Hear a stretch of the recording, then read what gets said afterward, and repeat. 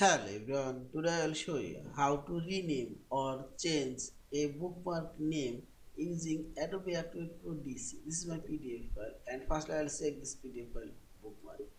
Click on the sidebar arrow and this is bookmark option. Click here, and this is my PDF.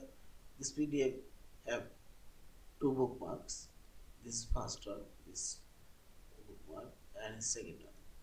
And I'll change this bookmark name. Simply click on this bookmark and say this, double click on this bookmark and this bookmark name.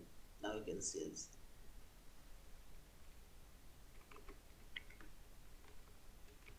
page store, and also change this bookmark. Click here, and also you change this arrow.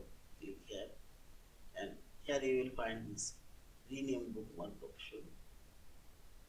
Click here and type the bookmark name.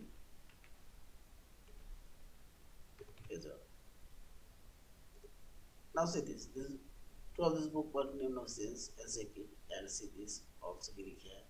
Yeah, this is in this you can change all of this bookmark name and rename it, and finally select this file option, save or save as a PDF file.